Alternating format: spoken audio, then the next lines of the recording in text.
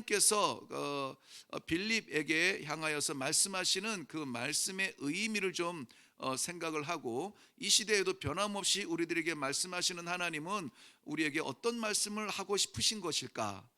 그 말씀은 또 우리에게 어떤 의미가 있을까? 그 말씀의 영향력은 무엇일까? 뭐 이런 것들을 좀 함께 생각해 보고 우리 이 저녁에 기도의 자리로 나아가려고 합니다. 예루살렘에서 가사로 내려가라. 가자 지구라는 곳 아시죠?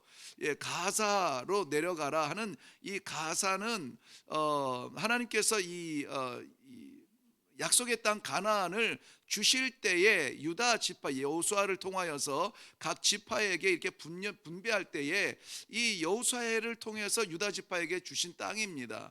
그 땅이 완전히 전멸하라고 하신 여호와의 말씀을 지키지 못했어요. 그래서 남겨진 백성들이 있기 때문에 이 가사 지방에 있는 그 가나안 족속의 그 뿌리가 늘 이스라엘 백성들에게는 쓴 뿌리가 되어져요. 이 가나안 지파는 함의 족속이죠. 함 족속의 후손들이죠. 예, 노아의 자손 세 아들 가운데 셈과 함과 야벳이 있는데 그 중에 함의 후손 가운데 이 가나안이 있습니다. 근데 가나안은 하나님께서 그 가나안 지파의 후손들을 향해서 말씀하실 때에 종을 섬기는 그러한 저주라고 할까요? 예, 아무튼 뭐 그러한 그 하나님의 말씀을 받고 나서 머무르게 된 곳이 바로 이 땅인데, 여기에서 뿌리를 내리지만 결국은 주권을 갖지 못하고 오늘날까지도 분쟁에, 그러나 목소리를 내지 못하는 그런 억울한 그러한 땅이 됩니다. 그 가사, 예루살렘에서 가사까지 가자면은 한 6, 70km, 70km 정도, 6, 70km 정도 되는 그 남서쪽이에요. 남쪽으로 쭉 내려가서 남서쪽으로 이렇게 휘어서 내려가다 보면 거기에 뭐가 있냐면 애굽이 있어요. 그러니까는 이스라엘에서 애굽의 한 중간쯤 되는 그곳에 가사가 있습니다. 근데 지금 빌립과 이 주의 제자들이 사마리아에서 역사를 하고 있었거든요. 하나님의 복음을 증거하고 있었는데 예루살렘 남쪽으로 내려가서 가사를 가라 하면은 뭐 최소한 100여 킬로, 30km 정도 되는 그 거리란 말이죠. 쉬운 길은 아닙니다. 그럼에도 불구하고 하나님께서 그 빌립에게 가사로 내려가라 하는 그 말씀을 해요. 어디든지 가면은 가죠. 하나님의 말씀과 감동이 있다면은 기꺼이 일어나죠. 특별히 이 오순절 성령의 역사가 나타난 이후에 교회들이 복음을 증거하며 막 이 뭐 귀신 들려서 점치는 여인들이 막 회복이 되어지고 이러한 기적들이 나타날 때에 하나님께서 무슨 일이든 맡기면은 아멘으로 일어날 준비가 되어 있습니다. 그런데 그 가는 길이 광야라는 거예요. 광야예요. 누구나 다 아는 그 땅이라는 것이죠. 그 가사라고 하는 곳이 나중에는 그 로마가 지배할 때는 지중해와 내륙을 연결짓는 그 해변 도시로 새롭게 이제 뭐 이 재건축하면서 아무튼 주님 오시기 전에 한 6, 70년 전만 해도 그렇게 세워지는 그러한 땅이었습니다만은, 그러한 곳이 몇 군데가 요소가 있죠. 그 중에 하나였습니다만은, 그러나 그 땅은 그렇게 오래 가지 못합니다. 그 땅에 이르기까지는 그 광활한 그러한 광야, 저는 이 광야라는 단어를 굉장히 좀 좋아하는데요. 그래서 꽃 중에서도 이 야생화, 막 이 화병에 꽂혀 있는 아름다운 무더기 꽃보다는 들에 펴 있는 이 손톱만한 그러한 이 색깔도 단순한 노란 거 아니면 하얀 거, 뭐 가끔 가다가 보라색, 뭐 이런 그 야생화를 너무 사랑하고 좋아해요. 거기에서 얻어지는 그 위로와 감격이 있었는데 잊지 못할 감격이거든요. 저는 몇 차례 그것을 경험을 했습니다. 정말 갈 바를 알지 못하고 가슴을 치며 답답하고, 도대체 내가 이 땅에서 뭐를 하고 있습니까? 뭐를 하고 있습니까? 내가 다 내려놓은 줄 알았어요. 다 내려놓고, 한국인인 것도 내려놓고, 내가 남자인 것까지 포기하고, 그냥 내 존재는 아무것도 아닌 것처럼 그렇게 그 영혼들을 섬겼음에도 불구하고 정말 아무것도 아닌 문제를 가지고 뭐 여기저기 찔러가면서 막 이 당을 지어가지고 막 이렇게 추장한테 가가지고 막 이 모함을 하고 막 거짓을 이야기하고 하는 그 뭐 추장님이 주신 그 땅 덩어리 좀 얻겠다고 막 그 이름을 더럽히고 말이죠. 뭐 하지 않은 일들을 했다고 하고 막 그런 걸 하면은 거기 또 내가 나서서 내가 아닙니다라고 말을 할 수조차 없는 그러한 일들을 가지고 할 수 있는 것이 저는 하나밖에 없어요. 그냥 광야로 나가는 거예요. 그 저희 마을이 그렇게 뭐 도시는 아닙니다. 작은 읍내 정도 되는 그러한 마을이에요. 그런데 마을 끝에 저희 집이 있었거든요. 이미 마을 안에는 집들이 다 자리를 잡고 있었기 때문에 그 끝에 있는 이 집을 하나 얻어가지고 있는데, 거기서 바라보는 마을이 뭐 죄송합니다만 꼴도 보기 싫은 거예요. 꼴도 보기 싫은 거예요. 저 멀리 지나가는 사람도 보기 싫은 거예요. 그러면 딱 등만 돌리면은 여기에는 지평선이에요. 지평선. 광야입니다. 광야. 그러면은 뭐 자전거 하나 이렇게 턱 올라타 가지고 광야로 그냥 막 들어가요. 걸어가기에는 너무 끔찍해요. 그래서 그냥 자전거 타고 막 가요. 한참을 가다 보면은 그 메마른 땅에서 눈에 진짜 반짝 빛나듯이 보여주는 게 있어요. 그게 이 야생화인 거예요. 야생화. 그것을 보면서 내려서 그 꽃을 한참 이렇게 바라다보고 있어요. 여기서 너는 내가 지날지 안 지날지도 모르는 누군가를 위하여서 지금 피어 있구나. 내가 만약에 이 길로 안 가고 옆길로만 갔어도, 한 발자국만 옆길로만 갔어도 봐줄 사람이 아무도 없는 그러한 꽃이 지금 꽃도 피고 있는 거예요. 그 땡볕 아래 피고 있는 거예요. 살짝 진 그늘 속에 피고 있는 거예요. 그것이 나에게 위로가 되었단 말이죠. 그렇다면 나라는 존재도 이 꽃처럼 아무도 나를 봐주지 않는다 할지라도, 모든 사람들이 나를 배신한다 할지라도 어느 날 이 몸부림의 한 땀방울의 흔적을 받아먹고 예수를 부를 수 있는 사람이 있지 않을까? 그것 때문에 존재한다면 이 꽃도 여기서 존재하듯이 저도 하나님 이 땅에서 그렇게 살아갈게요. 그렇게 해서 다시 돌아가고 근데 너무 멀리 와가지고 손톱만하게 보이는 그 저희 마을에 들어가는 그러한 각오가 쉽지 않습니다. 여기에서 뭐 예를 들면은 뭐 이 분당에서 이 수지까지 걸어오는 것은 어렵지가 않아요. 볼 것도 많고 뭐 이렇게 하면서 뭐 붕붕 지나가는 것도 있고 그렇게 올 수가 있습니다. 아무것도 없는 광야에서 터벅터벅 이렇게 오는 그 길이 정말 쉬운 길은 아니에요. 그럼에도 불구하고 하나님께서 어쩌면은 폈다가 치는 그 모든 순간에 아무도 보지 아니하고 그냥 폈다가 질 것 같은 그 이 야생화를 통하여서 나에게 하나님의 사랑을 깨닫게 하는 것이 있다면, 하나님이 나 같은 것을 통하여서도 그 사랑을 증거하시지 않을까 하는 소망 때문에 가는 거예요. 그것 때문에 가는 거예요. 정말 수많은 일들이 제가 의지적으로 풀지 아니하고 나는 손 놓으면은 하나님께서 그렇게 풀어주신 것을 참 많이 경험을 합니다. 내가 하지 아니하고 하나님께서 하신 것이, 내가 고민을 하고 내가 애를 쓰고 내가 막 투자를 하고 막 내가 무엇을 드리고 막 이렇게 해가지고 계략을 짜고 사람들을 모으고 막 이렇게 해서 되어지는 일도 있어요. 근데 그것보다 하나님이 한번 쓱 해주시는 것이 얼마나 잘 풀리는지 몰라요. 그거는 뒤도를 아무도 이 도를 달 수 없는 그런 결정들을 해놓는 거예요. 다 말씀드릴 수 없으면 안타깝습니다만은, 이 가사라고 하는 그 광야 지역에서도 바로 이러한 은혜를 예비해 놓으신 하나님을 믿고 오늘 우리에게 이렇게 말씀하시는 거예요. 광야로 가라, 이거예요. 광야로 가라. 오늘 제목이 뭐죠? 그렇죠. 예, 광야로 가라예요. 갈래? 안 물어봐요. 가라예요. 하나님이 사랑하시는데 정말 마지막 시대에 이렇게 기도의 자리를 사모하고 말씀을 사모하고 마음껏 찬양하고 싶어하는 그러한 간절한 심령들 몇이나 되겠습니까? 오늘 저녁 예배 전에도 후배 목사님하고 통화를 했습니다. 거기는 좀 이렇게 많이 모이는 그러한 교회예요. 그런데 지금 너무 그냥 텅텅 비었대요. 텅텅 비었대요. 그 심령이 말라가는 심령이 성도들뿐만이 아니라 목회자도 마찬가지예요. 성도들의 말라가는 것은 나 말라가는 건데, 그 말라가는 성도들을 바라보는 목회자나 교회의 지도자들은 정말 턱턱 입이 막히는 겁니다. 그렇게 통화 오래 하는 스타일이 아닌데, 제가 전화하는 거를 사실 별로 안 좋아하거든요.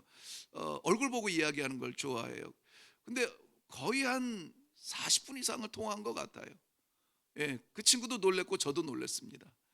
예, 광야로 나아가라는 것이죠. 광야로. 하나님께서 보내시는 자리라면 우리는 나가 보면은 돼요. 나가 보면은 무슨 일이 일어나요. 하나님께서 기뻐하시는 일이고 하나님께서 명령하시는 일이라면은 나가 보면 반드시 무슨 일이 나타나요. 오늘 이 광야를 향하는 그 빌립의 심령이 그거 아니겠습니까? 그래서 광야, 우리는 광야를 두려워하지만 광야보다는 잘 꾸며진, 거기에 너무 익숙해 있지만은, 그러나 우리 저녁 식사를 함께 나누면서 전도사님하고도 그 얘기했어요. 우리가 지금 익숙해 있는 것이 이게 좀 이상해진 걸 익숙해질 수도 있는 거예요. 원래 자연스러운 것이 지금은 어색해질 수가 있어요. 우리 그 사역지 얘기를 잠깐 나누면서 지금 때 아니 지금은 아니죠. 이제 옥수수를, 이제 거기도 옥수수가 있어요. 우리 주식이 옥수수거든요. 근데 옥수수가 보통 먹을 수 없는 옥수수예요. 돌처럼 딱딱합니다. 근데 이 옥수수를 우리는 다 그냥 마르기 전에 얼른 따잖아요. 약간 물기 기름기 있을 때 그때 따가지고 어떻게 그냥 막 삶아서 먹으면 보실보실한데, 거기는 그렇게 할 수가 없어요. 그냥 열려 있는 채로 말려요. 땡볕에 막 이렇게 해가지고 막 건기 때 막 50도씩 올라가는 그 땡볕으로 그냥 말라요. 그러니까 그러면은 그 옥수수를 이렇게 싸고 있는 그 이파리 때문에 말라요. 근데 이파리까지 이렇게 하면 다 부셔져요. 다 부셔져요. 그러니까는 마른 갈대가 어떤 의미인지 저희는 너무나 잘 알아요. 그게 어떻게 손을 찌르는지 알아요. 바싹 말라가지고 그냥 이렇게 하면 부서지거든요. 근데 문제는 뭐냐면은 옥수수 알을 이제 끄집어내야 되는데, 돌처럼 딱딱한 그것들을 끄집어내야 되는데 그게 이 좀처럼 쉽지 않아요. 그래서 그 옥수수 알을 발라내는 그 시즌에는 너 나가 없습니다. 네 거 내 거가 없어요. 누구 집이든 그냥 광주리 열고 혼자서 못하니까 끙끙 매가지고 이 광주리 들고 길바닥에 턱 나와지 않습니다. 그러면은 그냥 지나가는 사람들도, 뭐 모르는 사람들도요, 저랑 관계가 없고 인사도 안 나눠본 사람이에요. 그런데도 가다가 아이고 옥수수 까시네요 그러면서 앉아가지고 이렇게 올해는 옥수수가 참 좋아졌어요, 뭐 그냥 얘기하는 거예요. 그럼 막 가다가 아이고 나 시간 됐어 갈게요 그러고 가는 거예요. 뭐 그렇다고 해서 뭐 우리 뭐 이야기한 그대로 보면은 뭐 그 깐 거 한 줌 쥐어주는 것도 아니고, 절대 그런 것도 없어요. 준다고 받을 수도 없는 거고 그냥 그렇게 가요. 근데 아무 대가도 없이 그렇게 일을 하고 가요. 그게 이상하다는 거예요. 익숙하지 않다는 거예요. 우리는 반드시 일을 하면 뭔가 대가를 받아야 되잖아요. 근데 지나가다가 그런 일을 하고 1시간 2시간 앉아가지고 그걸 까고 있다가 그냥 호련히 가요. 그게 우리라는 진정한 의미가 오늘 저녁에 저는 새롭게 깨달았어요. 우리가 익숙한 것이 어쩌면은 아주 괴상한 것일 수도 있어요. 이상한 것일 수가 있습니다. 여러분, 요즘은 우리나라도 많이 변했습니다만은 이 남자와 남자가 손을 잡고 이렇게 친구끼리 손 잡고 걸어가는 거, 이게 어색하지는 않았어요. 저희가 어렸을 때만 해도 뭐 형님들하고 이렇게 손도 잡고 가고, 뭐 하도 그 제 후배 가운데 한 친구는 얼마나 손을 잡는 걸 좋아하는지 그 친구만 오면은 애들이 손을 뺄 정도로 그냥 오면은 손부터 잡고 걸어가는 친구가 있었어요. 그런데 그것이 유럽에 가니까는 남자끼리 손 잡고 가면은 이상한 거더라고요. 그렇게 걸어가면 안 되는 거였어요. 여자끼리 손잡아도 그거는 이상한 거예요. 그런데 아프리카 가니까는 그래요. 남자끼리 손잡아, 그게 너무 이상해진 거예요. 근데 친구인데 친구끼리, 우리가 옛날에 그랬듯이 아프리카의 그 순수한 마음들이 친구끼리 손잡고 가요. 화장실도 손잡고 같이 가요. 같이 가서 멈춰서 가지고 그냥 내리고 같이 앉아가 도란도란 얘기하면서 화장실 일을 봐요. 제가 경험한 것이 그런 경험밖에 없어서 그래요. 예를 드는 게 뭐 화장실 예를 들어서 미안하지만 저희 집에서 보이는 게 그거밖에 없어요. 그러고 그냥 그렇게 또 얘기하다가 또 이렇게 또 같이 가고 그래요. 그 정상이 뭐죠? 친구끼리 손잡고 거닐 수 있는 거 우정 아닙니까? 사랑을 나눌 수 있잖아요. 근데 요즘은 그렇게 하면은 큰일 나잖아요. 그러니까 우리가 익숙해진 것이 뭔가 대단히 잘못된 것일 수도 있단 말이죠. 광야라는 의미도 마찬가지입니다. 광야하면 왠지 거칠고 사람이 살 수 없을 것 같고 가기 싫을 것 같은 그런 느낌이지만, 누가 가라 하면 하나님께서 가라 하시면은, 하나님께서 가라 하시면 기꺼이 가야 돼요. 지금 이 시대의 성도들이 광야를 가고 싶어하는 사람들이 있을까요? 아닙니다. 다 궁궐로 가고 싶어요. 다 잔치집에 가고 싶어요. 다 잘 돼 있는 데 가서 그냥 편안하게 가서 뭐 왔는지 안 왔는지 그냥 나 예배 드리고 은혜만 받으면 되지 뭐 이렇게 하고, 뭐 봉사는 두려워합니다. 봉사를 안 하려고 합니다. 그러니까는 뭐 사람들이 많이 있는 교회는 그냥 슬쩍 들어갔다 나와도 모르니까는 많은 교회들로만 가는 거예요. 적은 교회는 왜 안 간대요? 눈에 띄니까는 가면 뭔가 해야 될 것 같아서. 정말 제가 들은 거예요.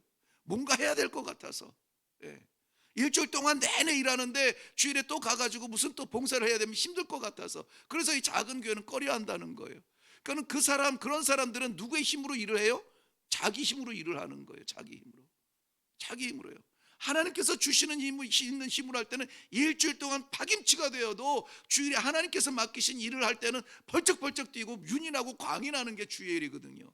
광야도 하나님께서 함께 하시면 그곳에 생명이 있는 곳이 광야입니다. 궁궐에도 하나님이 없으면 그곳은 추락과 퇴락과 그러한 곳이 화려함이 쌓여 있는 곳입니다. 하나님께서 우리를 광야로 보내실 때가 있어요. 그럴 때는 가야 돼요. 오늘 빌립은 하나님의 영이 그에게 광야로 가라 할 때에 그가 광야로 갔습니다. 자, 그런데 오늘은 빌립 이야기도 되지만은 빌립 이야기보다는 그 하나님의 명령을 받아서 갔더니 거기에 존재했던 이 에티오피아의 이 네시의 이야기예요. 네시의 이야기. 거기에서 하나님의 복음을 듣게 되고 하나님의 사람을 만나게 되고 하나님의 사람으로 거듭나는 역사가 생기게 돼요. 이 광야를 걸어갔던 그 네시의 이야기를 잠깐 나눠보려고 합니다. 이 네시에게도 역시 이 광야는 거친 길이었습니다. 에티오피아에서 예루살렘까지 거리가 얼마나 될까요? 정확하게 뭐 이렇게 재보지는 않았지만 한 4,000km, 3,500 이상 그 정도 될 것 같아요. 그런가요? 다들 모르시는구나. 네, 그 정도 될 것 같습니다. 네, 한번 나중에 찾아가 보시고 아니면 저에게 좀 말씀해 주세요. 그 정도 될 것 같아요. 굉장히 멉니다. 그러니까는 이게 뭐 10일, 20일 동안에 다녀올 수 있는 길이 아니에요. 그런데 이 에티오피아에서 예루살렘까지 갔다 오는 길이에요. 예루살렘까지 갔다 오는 길. 왜 갔냐면 예배하러 갔다는 거예요. 예배드리러 갔다는 거예요. 이 예배가 그냥 어느 날 뭐 이렇게 이 감동이 돼서 갔는지 아니면은 보편적인 이 주석학자들이 이야기할 때는 그 절기를 맞추어서 갔다라고 하는데 절기의 예배인지는 모르겠지만은 정확하지 않지만은 그러나 예루살렘에 있는 하나님의 성전에서 예배드리기 위하여서 그 지금 이 자동차로 가는 것도 아니고 그저 말이 끄는 그 수레 타고 갔다 오는 그 길을 갔다가 예배를 드리고 고향으로 돌아가는 길에 어디로? 에티오피아로 내려가는 길이에요. 에티오피아로 내려가는 길. 거기에서 하나님의 사람 빌립을 만납니다. 거기서 하나님의 사람 빌립을 만나요. 우리는 이 세상을 광야 같은 세상을 살아간다고 말하죠. 뭐 삶이 거칩니다. 나그네 길이 뭐 이렇게 평안하겠어요? 거친 땅을 갑니다. 그런 인생길 가운데 이 하나님의 사람을 만나는 자리라면은 그것이 광야가 아니라 어디라도 축복의 자리가 아니겠습니까? 그 자리가 축복의 자리 아닐까요? 저는 뭐 아프리카와 한국은 그렇게 중요하지 않습니다. 불편하다면 어디가 더 불편해 뭐 요 정도는 이런 거 느낄 수가 있겠지만은 그렇게 중요하지 않아요. 거기서 내가 만나는 사람들이 어떤 사람들이냐, 정말 나와 삶을 나눌 수 있는, 정말 같은 단어와 같은 일을 가지고 기쁨을 나눌 수 있는, 그렇게 뛸 수 있는 그러한 수고를 다할 수 있는 그러한 사람들과 만날 수 있느냐. 그런 사람이 많으면은요 일이 많고 정말 우리가 가진 것이 없어도 행복합니다. 아무것도 없이 새하얗게 마른 광야에서 들국화가 아니라 야생화 하나를 보고 감격할 수 있는 그 마음을 주신 하나님의 그 뜻이에요. 오늘 이 광활한 이 세상을 살아가면서, 험난한 이 세상을 살아가면서 믿음의 동지를 만난다는 게 얼마나 큰 축복인지 아세요? 사랑하는 성도 여러분, 우리 믿음의 동지가 있으면 좋겠어요. 바로 이 오네시모에게는 이 빌립을 만난 것이 너무나 소중한 축복의 길이었습니다. 광야는 더 이상 버려진 땅이 아니었습니다. 축복의 추억이 남는 그러한 땅이었습니다. 거기에서 이 빌립을 통하여서 하나님께서 역사하여 주시는 대로 하나님의 말씀을 듣게 돼요. 복음을 듣게 되는 것입니다. 무엇입니까? 예수 그리스도에 대하여 설명하니라. 예수 그리스도에 대하여 전도하니라. 그가 들은 것은 다른 거 없습니다. 뭐 사마리아에서 왔다고 사마리아에게, 예루살렘에서 왔다고 예루살렘 얘기 아니에요. 예수 그리스도에 대해서 이야기를 듣게 돼요. 그리고 바로 그가 구세주라고 하는 것을 공감하게 되어집니다. 공감했을 때 어떤 일이 일어납니까? 바로 그가 세례를 받고 하나님의 사람으로 거듭나게 돼요. 불분명합니다. 이 오네시모라고 하는 이 내시가 예루살렘에 예배를 드리러 갔는데 이방인이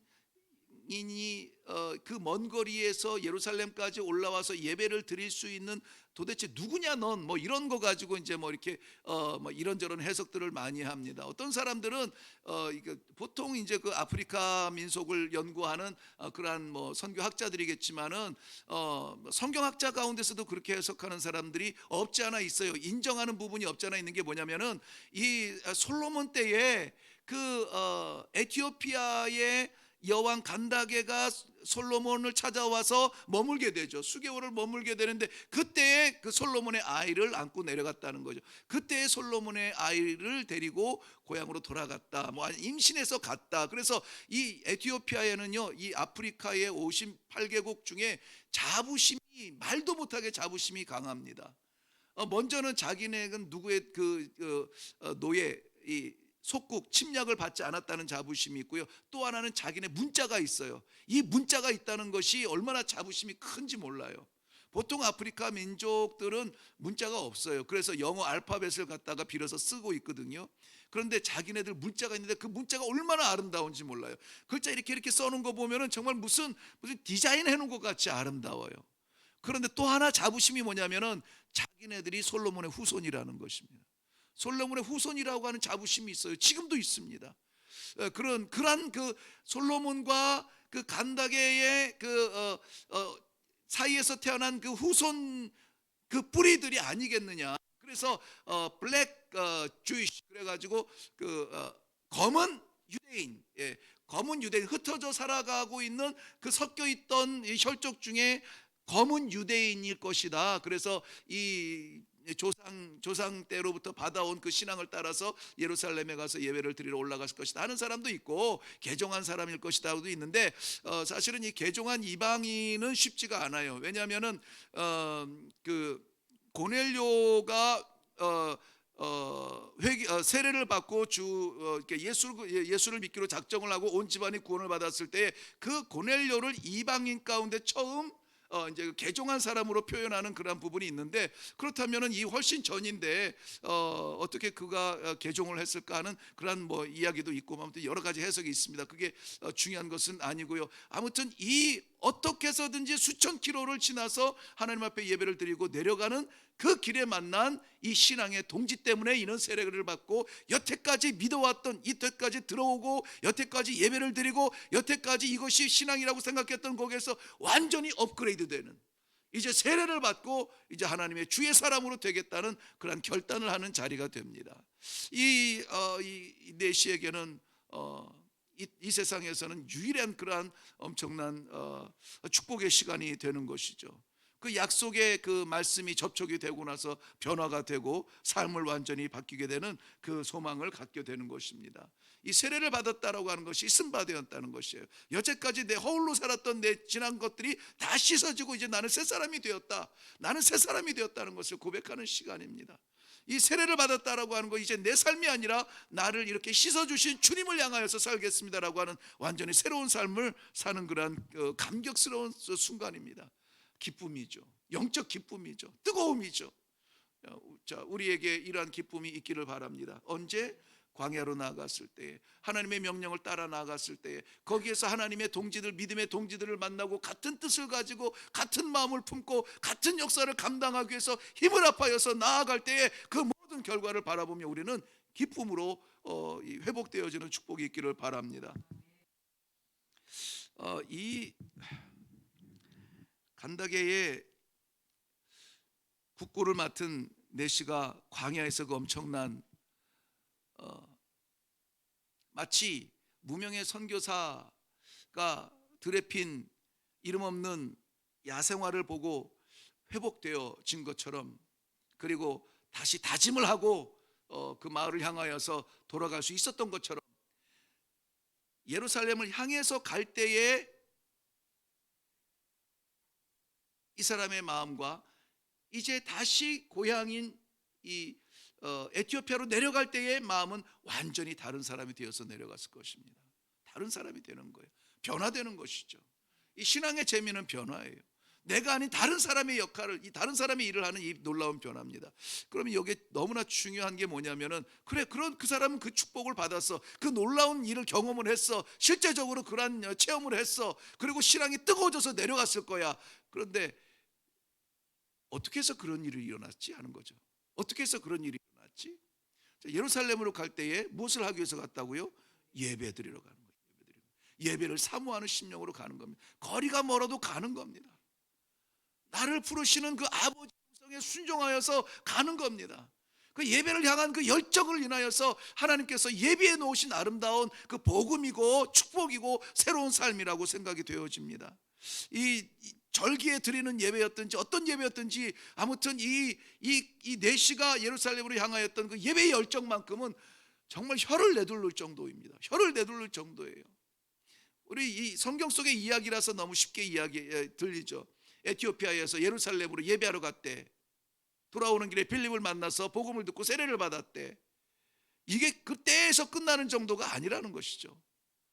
에티오피아에서 지금 얼른 이렇게 그림만 그려도 아프리카에서 큰 나라들이 굉장히 많거든요. 에티오피아 위에 수단이 있고, 수단 위에 이집트가 있고, 이집트를 지나서 그렇게 올라가야 그 다음에 이제 가나안이 있고 막 그런데요. 그 광야를 다 지나서 올라가야 되는데 그 길을 가는 게 쉽지 않아요. 요즘은 뭐 광교에서 여기 수지 건너오는 것도 어려워합니다. 멀리 가지 못하죠.